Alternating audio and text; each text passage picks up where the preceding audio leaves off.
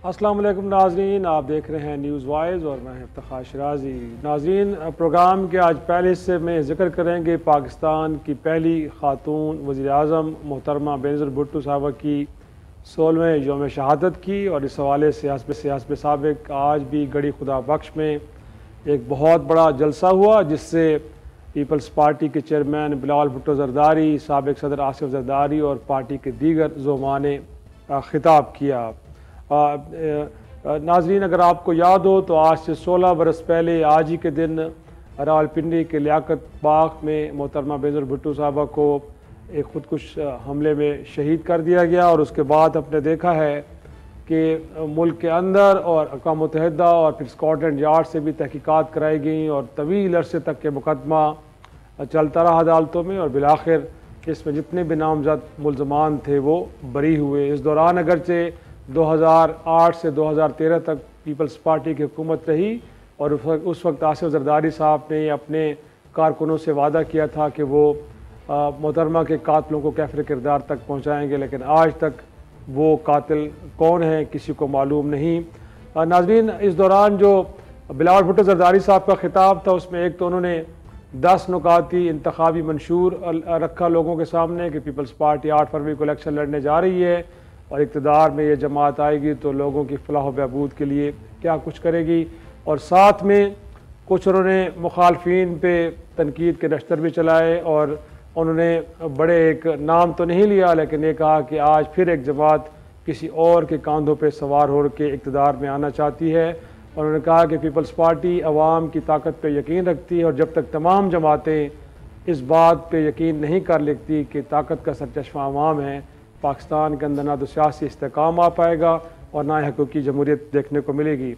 बात करते हैं, हमारे साथ मौजूद हैं पीपल्स पार्टी के क्या कहूँ पुराने कारकुन या रहनुमा चौधरी मंजूर हुसैन। बहुत शुक्रिया सर वक्त देने के लिए। चौधरी साहब, आज की तकरीर यकीनी तौर पे आपने भी बतौर पार्टी कारकुन सुनी होगी, कुछ ज़्यादा तो हमें नई बातें सुनी नहीं है क्योंकि हम भी यहाँ पे एक फंक्शन था उसमें थे, तो मैंने अभी नहीं सुनी, मैं जाकर ज़रूर ज़रूर। लेकिन सर आज उनकी एक तो जाहिर सी बात है, उन्होंने जिक्र किया माजी में पीपल्स पार्टी की और जुल्फ़िकार अली भुट्टो से लेकर मोहतरमा, और फिर उसके बाद जो मुश्किलात देखी हैं सर, लेकिन जो प्रोग्राम आज उन्होंने दिया है, हमें तो लगता है कि जो PDM की 16 माह की हुकूमत में थे और उस दौरान आप बाइकर्स को कोई सस्ता पेट्रोल देना चाह रहे थे, तो IMF ने कहा कि नहीं, अब आपके हाथ बंधे हुए हैं, गोया कि हमसे पूछे बगैर कुछ ऐसे मंसूबे शुरू नहीं किए जा सकते। तो आप तो 300 यूनिट बिजली फ्री देने की बातें कर रहे हैं, कुछ हेल्थ प्रोग्राम से मुतालिक भी कुछ ऐलानात किए हैं, तो सर पॉलिटिकल स्टेटमेंट की हद तक तो शायद लगता है कि दुरुस्त हो, लेकिन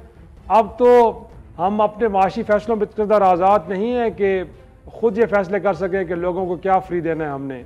तो आपको लगता है कि जो ऐलानात उन्होंने किए हैं वो प्रैक्टिकली मुमकिन भी हो पाएंगे? अच्छा, पहले तो आज मोहतरमा बेनज़ीर भुट्टो शहीद की यौम शहादत है, हम उनको खराज अकीदत पेश करते हैं, खराज तहसीन पेश करते हैं। दूसरी बात ये, आपने अपने इंट्रो में कहा कि आज तक किसी को नहीं पता, मेरा ख्याल थोड़ा तहकीक करके बात करनी चाहिए। किसको नहीं पता कि जनरल मुशर्रफ ने मोहतरमा बेनज़ीर भुट्टो को कत्ल करवाया था? सबको पता है, और उसमें किसके जरिए कत्ल करवाया ये भी पता है।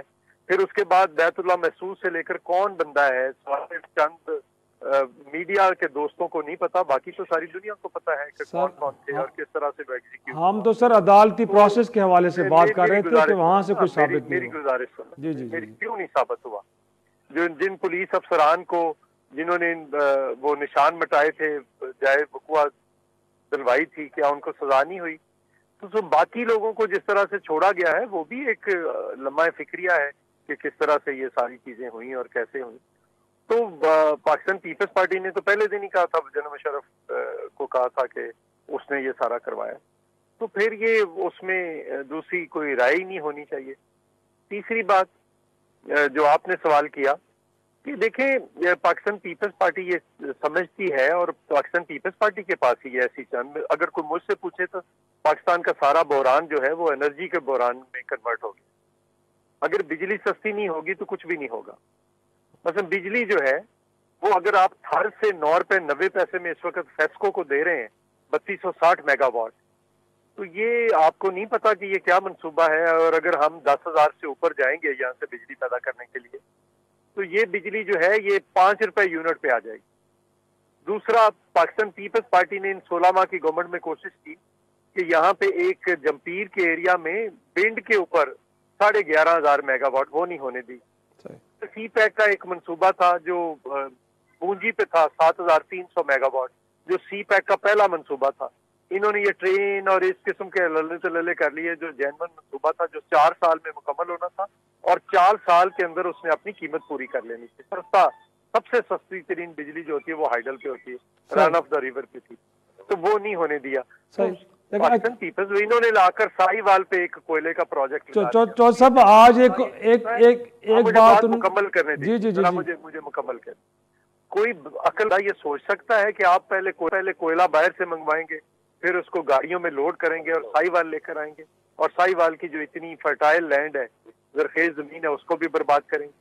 تو اس قسم کے منصوبے جو ہیں انہوں نے تباہی کی ہے۔ اگر آپ بونجی بنائیں گے، اگر آپ سولر بنائیں گے، اگر آپ وینڈ پہ لے کر جائیں گے، اگر آپ تھار کول پہ لے کر جائیں گے۔ پوائنٹ ٹیکن سر، کیونکہ وقت کم ہے، میں چاہ رہا ہوں کہ ایک اور سوال بھی آپ سے کر لوں، اگرچہ آپ فرما رہے تھے کہ تحقیق کر لینی چاہیے، لیکن وہ زرداری صاحب بھی فرمایا کرتے تھے کہ شاید کاف لیگ اور قاتل لیگ کہا کرتے تھے۔ بعد میں ہم نے دیکھا کہ پرویز الہی صاحب آپ کے ڈپٹی پرائم منسٹر بھی بنے، لیکن آج بلاول صاحب نے پھر بھی لگتا ہے نون لیگ کا نام تو نہیں، لیکن وہ کہہ رہے تھے کہ کوئی جماعت پھر کسی کے کاندھوں پہ سوار ہو کے آج اقتدار میں آنا چاہتی ہے۔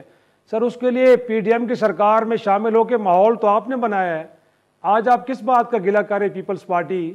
یہ ان کو یہاں پہ لانا ہو یا ان کی 16 ماہ کی حکومت کو دوام بخشنا ہو، تو یہ سارے کام تو آپ نے کیے سر، آج گلہ بنتا ہے یہ؟ ویسے میرا خیال ہے آپ کا آرگومنٹ یہ ہے کہ جو بندہ حکومت میں ہو اس کی اگلی حکومت بننی چاہیے۔ نہیں، میں تو یہ نہیں کہہ رہا، میں تو یہ کہہ رہا ہوں کہ آپ الزام لگا رہے ایک جماعت پہ کہ کسی کے کانٹوں پہ سوار ہو کے آنا چاہ رہی ہے۔ میری بات تو جی، آپ کا حق ہے سوال کرنا، میرا حق ہے جواب۔ جی بالکل سر۔ اب آپ دیکھیے نا، آپ کا آرگومنٹ یہ ہے کہ اس کا مطلب یہ ہوا کہ وہ جو بھی گورنمنٹ تھی اس میں ہمارا قصور ہے کہ ہم نے ان کو آگے کیا، اور اب ہمارا قصور ہے کہ یہ الیکشن فیئر اینڈ فری نہ ہو۔ کون کہتا ہے کہ ہم کب پیپلز پارٹی نے کہا؟ پیپلز پارٹی تو کہتی ہے الیکشن فیئر اینڈ فری کرائیں، سب کو لیول پلینگ فیلڈ دیں اور جو جیت جائے۔ کیا یہ محض اتفاق ہے کہ 1977 کے بعد سے پیپلز پارٹی کی پنجاب میں گورنمنٹ نہیں بننے دی؟ کیا یہ محض اتفاق ہے؟ کبھی آئی جی آئی بنائی جاتی ہے، کبھی کچھ بنایا جاتا ہے، یہ کام نہیں ہونا چاہیے۔ تو لوگوں کو جو فری ول کے تحت جس کی گورنمنٹ آتی ہے آنے دیں، یہ ہم کہہ رہے ہیں، اس میں کیا غلط کہہ رہے ہیں؟ صحیح، بٹ آپ کو لگتا ہے سر کہ اس وقت لیول پلینگ فیلڈ میسر ہے سیاسی جماعتوں کو؟ بالکل نہیں ہے۔ تو سر آج کی تقریر میں ویسے چودھری صاحب آج ذکر ہونا نہیں چاہیے تھا اس حوالے سے، اگر آپ دیگر معاملات کے اوپر گفتگو کر رہے ہیں؟ انہوں نے فیئر اینڈ فری الیکشنز کا کہا ہے، جب کہا کہ کسی کے کاندھوں پہ سوار ہونے کی اور سوار کر کے لانے کی کوشش کی جا رہی ہے، اس کا کیا مطلب ہوا؟ صحیح، مناسب، بہت شکریہ۔ چودھری منظور حسین ہمارے ساتھ موجود تھے۔ محترمہ کی 16واں یوم شہادت منایا گیا اور اس حوالے سے تقریر ہوئی، اس پہ گفتگو کر رہے تھے۔ ایک اور معاملے پہ گفتگو کریں گے، اور وہ معاملہ ہے شاہ محمود قریشی صاحب، سابق وائس چیئرمین پاکستان تحریک انصاف کے، جن کو سائفر کیس میں اگرچہ سپریم کورٹ نے ضمانت پہ رہا کرنے کا حکم جاری کیا، لیکن کل اچانک لگا یہ کہ وہ باہر آئیں گے تو نقص امن کا باعث بن سکتے ہیں، لہٰذا 3 MPO کے تحت ان کو 15 دن کے لیے نظر بند کیا گیا۔ اور آج پھر ایک صبح ہم نے ڈرامائی صورتحال دیکھی کہ جب اچانک راولپنڈی کی پولیس انہیں اڈیالہ جیل سے گرفتار کرنے کے لیے گئی۔ پہلے ان کی نظر بندی کے احکامات واپس لینے کے لیے درخواست دی گئی پولیس کی جانب سے، اور اس کے بعد شاہ محمود قریشی صاحب جب باہر نکلے تو انہیں بتایا گیا، گویا کہ 7 ماہ سے زیادہ عرصہ ہو چکا ہے 9 مئی کے واقعے کو، اور ان کو بتایا گیا کہ ان کے خلاف 9 مئی کے واقعات ملوث ہونے کا بھی ایک مقدمہ ہے، لہٰذا ان کو گرفتار کیا گیا۔ جس انداز میں گرفتار کیا گیا سوشل میڈیا کے اوپر نظر آ رہا ہے کہ کس طرح سچویشن کو مس ہینڈل کیا۔ ایک چھوٹی سی بریک لیں گے، بریک سے واپس آئیں گے تو اس ساری صورتحال پہ گفتگو کریں گے۔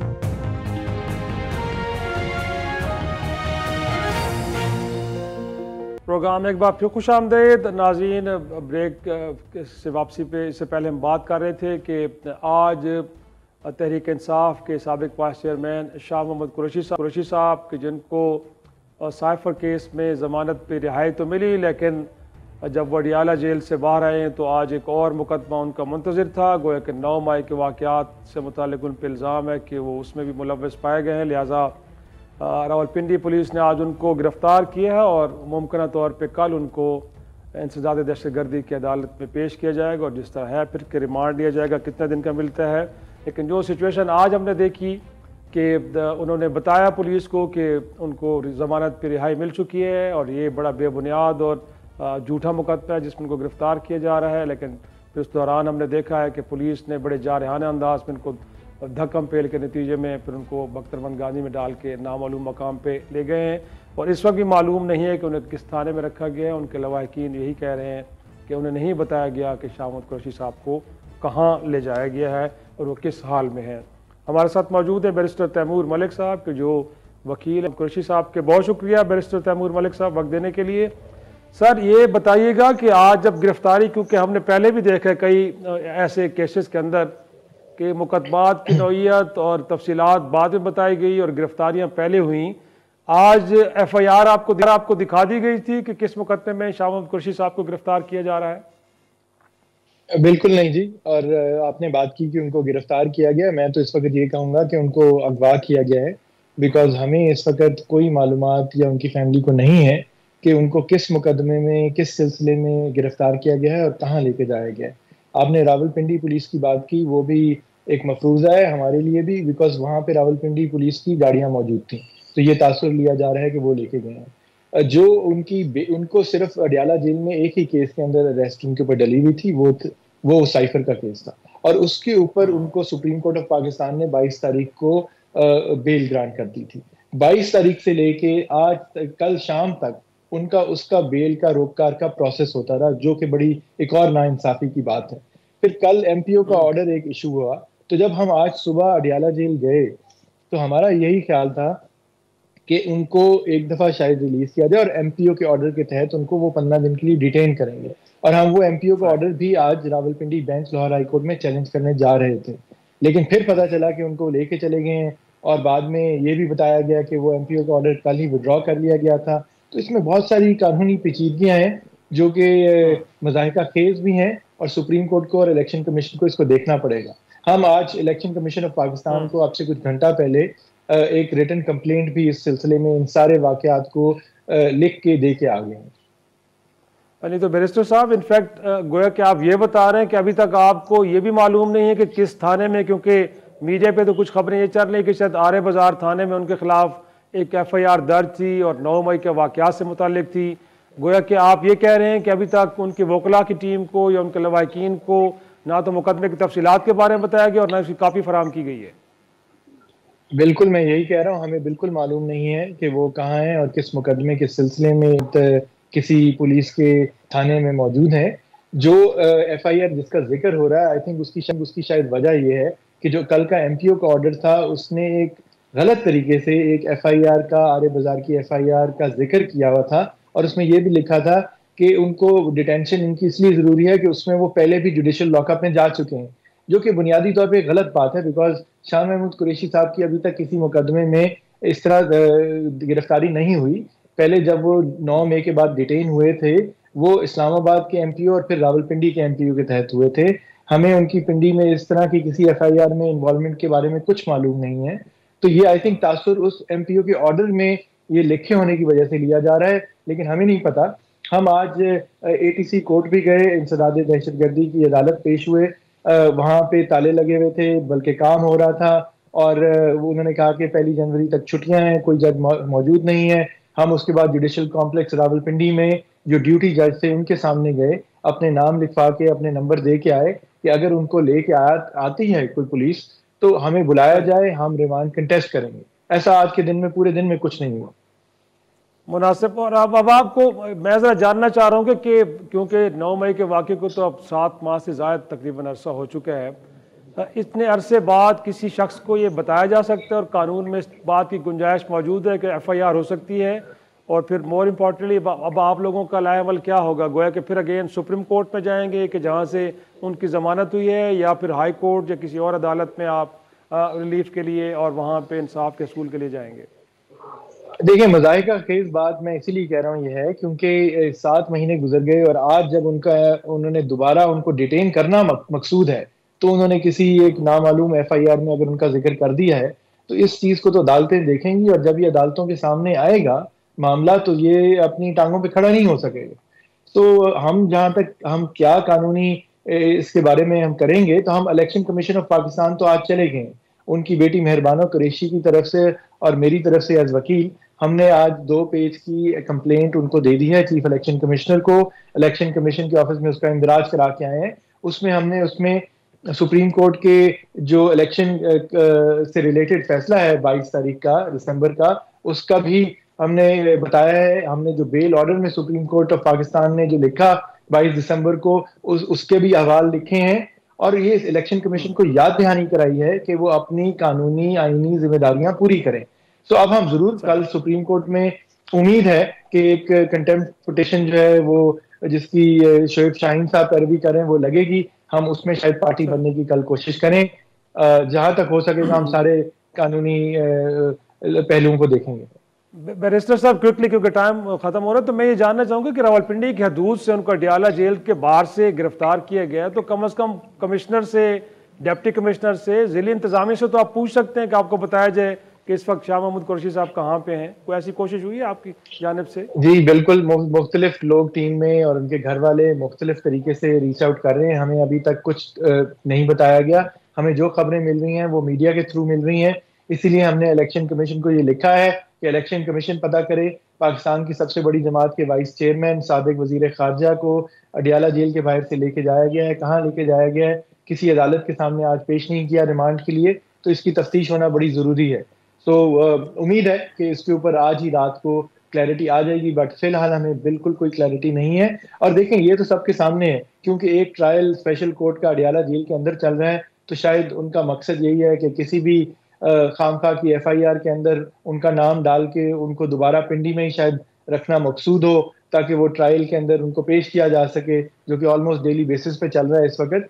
تو اس طرح کے مفروضے ہیں، لیکن سارے یہ اس وقت ہمیں پتہ نہیں ہے کہ وہ کہاں ہیں اور کس ایف آئی آر کے اندر گرفتار ہے. مقدمہ اور بیرسٹر صاحب لگتا ہے سنگین نوعیت کا مقدمہ اگر انسداد دہشت گردی ایکٹ کے تحت بنایا گیا ہے تو کیا ان کا جو الیکشن کو لے کے کینڈیڈیچر ہے ان کے اوپر تو کوئی اثر پڑنے کے امکانات نہیں ہیں؟ کوئی ایسا خدشہ تو نہیں ہے کہ وہ الیکشن نہ لڑ پائیں؟ ایسا خدشہ ابھی کوئی نہیں ہے. وہ 2 بلکہ 3 حلقوں سے قومی اسمبلی کے 2 ملتان سے 1 سندھ سے امیدوار ہیں. ان کے کاغذات نامزدگی جمع ہو چکے ہیں. ان کی چند دن میں اسکروٹنی ہے. ان کے اوپر کوئی کنوکشن نہیں ہے. شاہ محمود صاحب کہیں انوالو نہیں تھے. جن واقعات کا ذکر ہو رہا ہے ان میں وہ کراچی اس دن موجود تھے، نہ وہ لاہور تھے جہاں ان کے اوپر کئی مقدمات اس طرح کے آلریڈی درج ہوئے ہیں جن میں ان کی بیلیں بھی ہوئی ہوئی ہیں. ملتان میں مقدمہ ہے اور اب یہ اسلام آباد میں مقدمے ہیں. تو ان کو بے تحاشا کوئی 30 کے قریب مقدمات میں انوالو کرنے کی کوشش کی گئی ہے، لیکن کسی میں گرفتاری نہیں ہوئی بھی، کسی میں ان کی کنوکشن نہیں ہے. تو ان کے اوپر کوئی پابندی نہیں ہے آنے والے الیکشن میں حصہ لینے کی.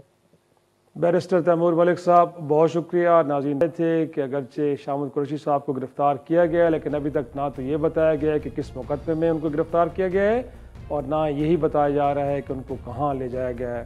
ایک چھوٹا سا بریک لیں گے اور بریک سے جب واپس آئیں گے تو ذکر کریں گے فلسطین اسرائیل تنازع کا. اور اس وقت جو اعداد شمار بتا رہے ہیں کہ 21,000 سے زائد فلسطینی اس جنگ میں اب تک شہید ہو چکے ہیں اور یہ پچھلے 40 برسوں میں سب سے بڑی تعداد ہے عرب اسرائیل تنازع میں. شہداء کی صورتحال ابھی بھی گمبھیر ہے اور جو اسرائیل کے وزیر اعظم ہیں آج انہوں نے اسٹیٹمنٹ دی ہے کہ یہ جنگ طویل ہوگی، طویل عرصے تک لڑی جائے گی. اب دیکھنا یہ ہے کہ یہ سچویشن کیسے نارمل ہوگی.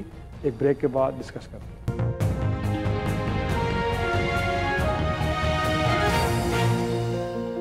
پروگرام ایک بار پھر خوش آمدید. ناظرین کچھ ذکر کریں گے اسرائیل فلسطین جنگ کا، جہاں پہ جو 7 اکتوبر سے شروع ہونے والی جنگ جس کو اب 2 ماہ سے زائد کا عرصہ ہو چکا ہے، 21,000 سے زائد وہاں پہ شہادتیں ہو چکی ہیں جبکہ 54,000 سے زائد لوگ زخمی ہیں اور ابھی بھی سچویشن ہر گزرتے دن کے ساتھ مزید ہولناک اور گھمبیر ہوتی جا رہی ہے. ایک طرف تو اسرائیلی بربریت کا شکار ہیں نہتے فلسطینی، دوسری طرف اب بھوک، افلاس اور سخت سرد موسم ان کا ایک اور دشمن ہے۔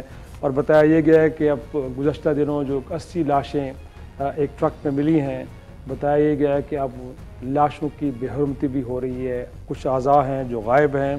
یہ صورتحال اب کس طرف جائے گی، کیونکہ اقوام متحدہ ہو یا پھر عرب لیگ یا OIC کے فورمز ناکام ہو چکے ہیں، اسرائیل کسی کی سننے کے لیے تیار نہیں ہے، بلکہ نیتن یاہو کا یہ کہنا ہے کہ اب یہ جنگ طویل ہوگی اور طویل عرصے تک لڑتے رہیں گے۔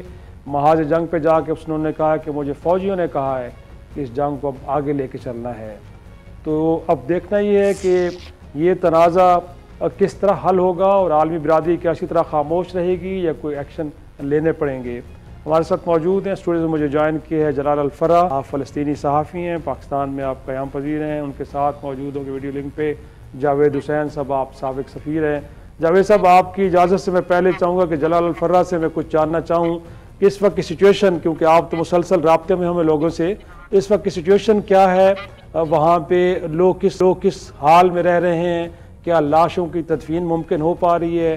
بھوکوں کو کچھ کھانے کو مل رہا ہے کہ نہیں؟ کیا صورتحال ہے اس وقت؟ بسم اللہ الرحمن الرحیم، بہت شکریہ افتخار صاحب۔ دیکھیے اس وقت حالات کیا ہے، میں یقین کریں مجھے ڈکشنری چاہیے کہ میں حالات کے بارے میں بیان کر سکوں، مجھے کوئی الفاظ نہیں مل رہا ہے۔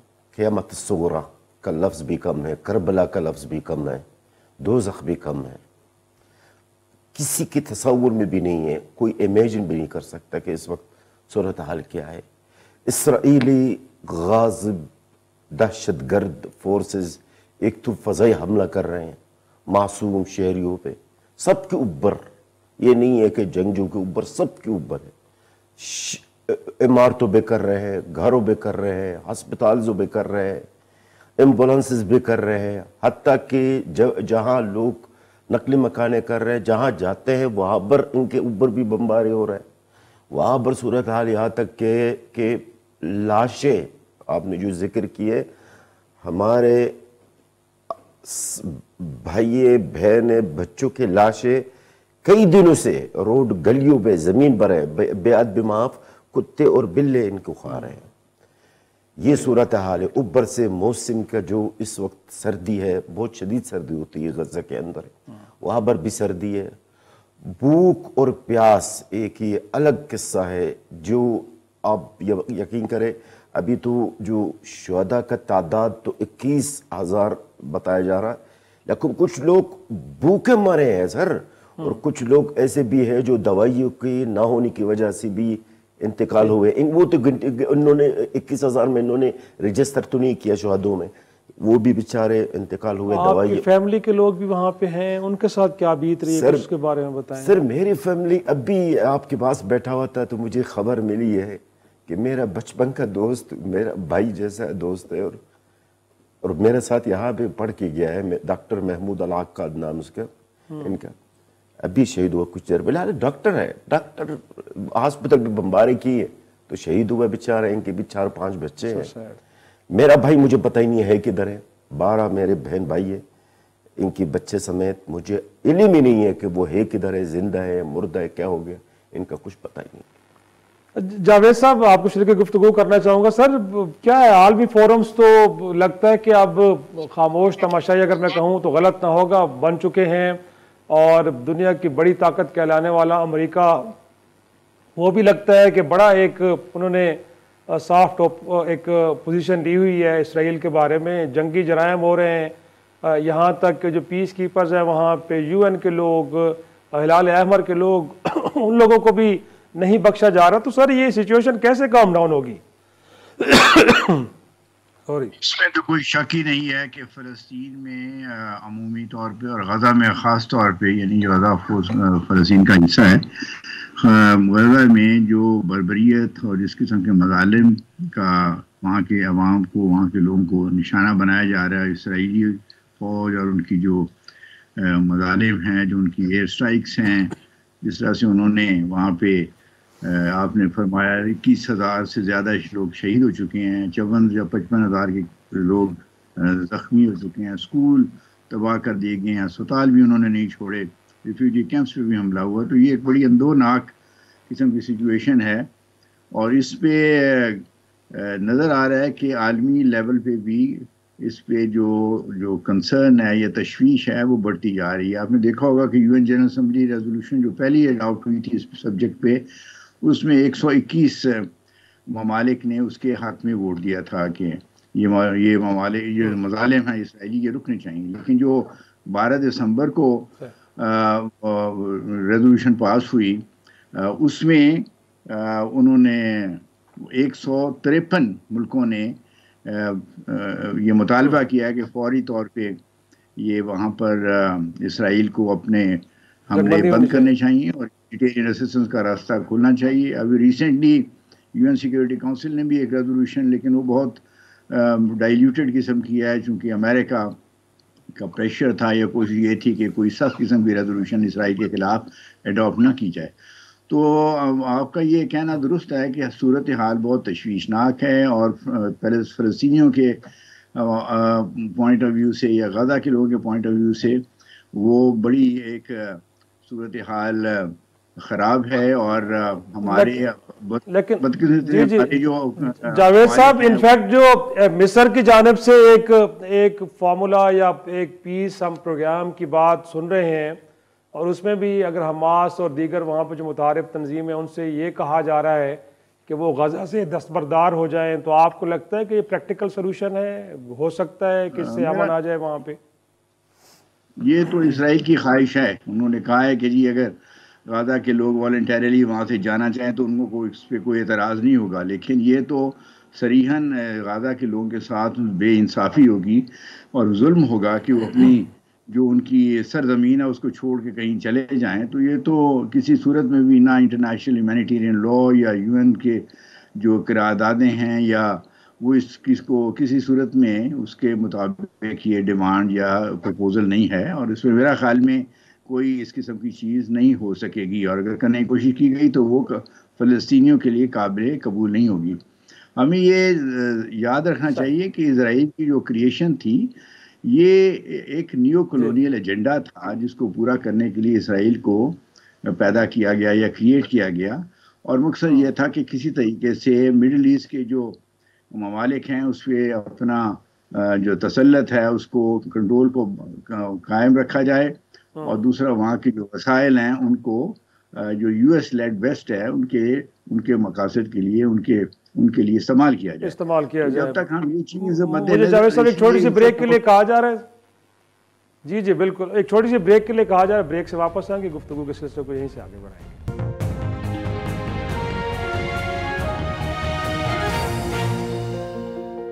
پروگرام میں ایک بار پھر خوش آمدید. جلال، یہ بھی جاننا چاہیں گے آپ سے، جو بریک سے پہلے ہم بات کر رہے تھے کہ جو مصر کی جانب سے تجویز آئی ہے کہ اسلامی جہاد ہو یا حماس ہو وہ دستبردار ہو جائیں غزہ سے، اور لگتا ہے یہ کہ پھر وہ بھی اسرائیل کا ایک حصہ بن جائے گا، تو آپ کو لگتا ہے کہ کہیں یہ پریکٹیکل سلوشن ہے اور اس کے اوپر بات ہو سکتی ہے؟ دیکھیں سر، میں آپ کو ایک بات بتاؤں، شاید آپ کو یقیناً پتا ہوگا لیکن کافی آپ کے ناظرین کو پتہ نہیں ہے یہ چیزیں. حماس کا جو خاتمہ ہے اور اسلامی جہاد کا جہاد اسلامی کا جو خاتمہ ہے، صرف اسرائیل اور مغرب ممالک نہیں چاہتے ہیں، اور بھی اس علاقے کے ہمارے خطہ کے اندر بھی ہمارے اپنے عرب کے لوگ بھی یہی چاہتے ہیں کہ حماس اور جہاد اسلامی کا خاتمہ ہو جائے. یقیناً یہ ان کی خواہش بھی ہے. یس ان کی بھی کوشش یہی ہے. تو فارمولہ جو دیا ہے مصر نے، جس کا نکات یہی تھی کہ ایک حکومت تشکیل دیا جائے گا جس مشترکہ چھوٹا سا حکومت ایڈمنسٹریشن سمجھ لے غزہ کے، اور ساتھ ساتھ 2 ہفتہ کے لیے جنگ بندی ہوگی، اور اس کے مد میں 40 اسرائیلی قیدی رہے ہوں گے. پہلی بات تو میں آپ کو بتاؤں، حماس نے تو مسترد کر دیا، ٹھیک ہے. حماس کی ابھی حماس کے اندر 2 باتیں ہیں.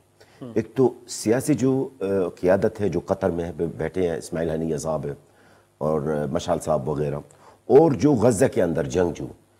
اچھا، یہ جو قطر کے اندر ہیں وہ خبریں دیکھ رہے ہیں، تباہی دیکھ رہے ہیں، تو بیچارے پریشان ہو رہے ہیں. تو میں آپ کو وہ راضی ہو گئے تھے اس فارمولہ پہ. جی بالکل راضی ہوئے تھے.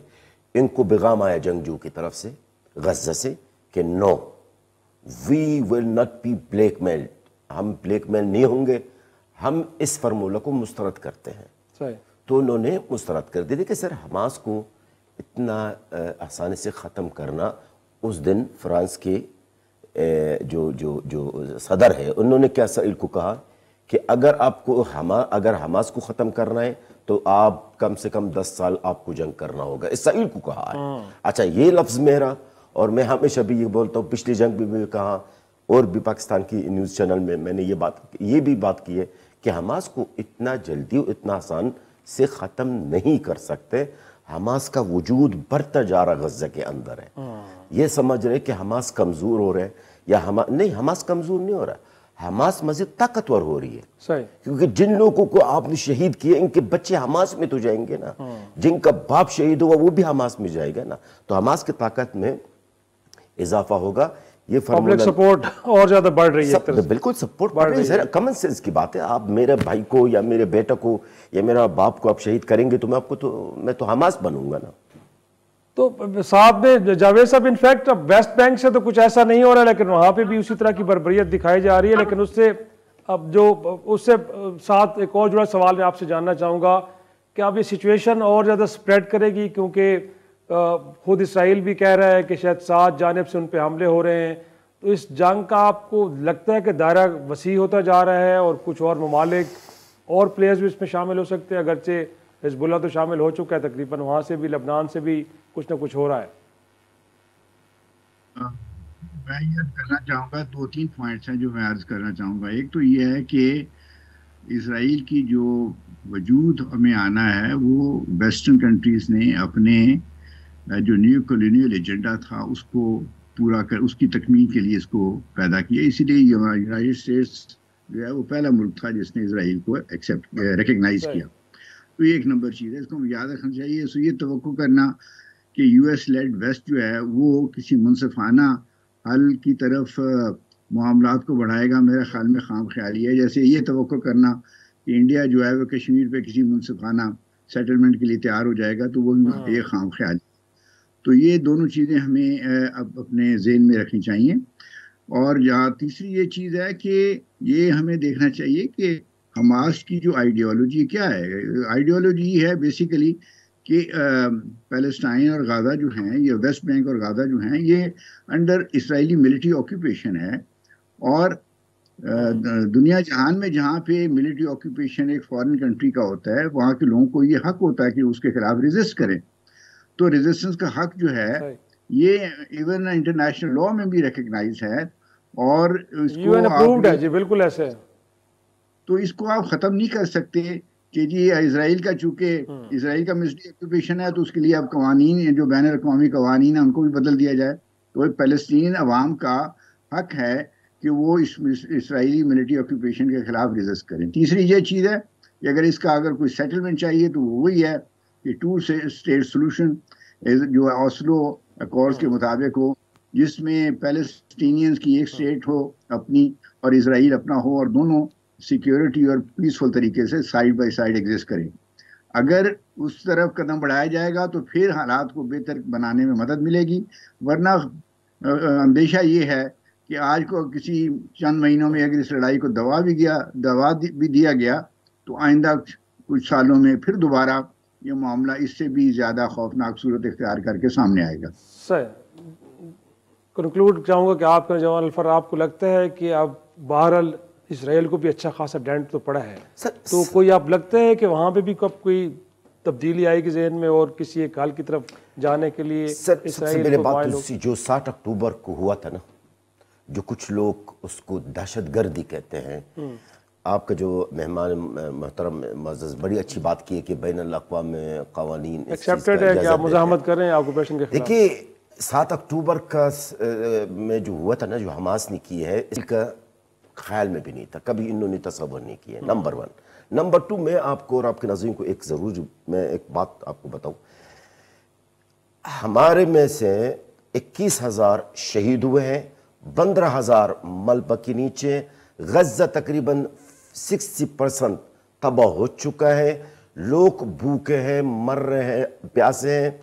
لیکن یہ بات قابل ذکر بھی ہے کہ اسرائیل زمینی جنگ میں ناکام ہے، اسرائیل زمینی جنگ میں ناکام ہے، فضائی حملوں میں کامیاب ہے، اور اسرائیلیوں کو کافی نقصان ہوئے، کافی ہلاکتی ہوئی ہے، مالی بھی نقصان، جانی بھی نقصان۔ بہت شکریہ جلال فرا اور جاوید حسین صاحب۔ ناظرین آج کا شو یہیں ختم کرتے، اجازت دیجیے، خدا حافظ۔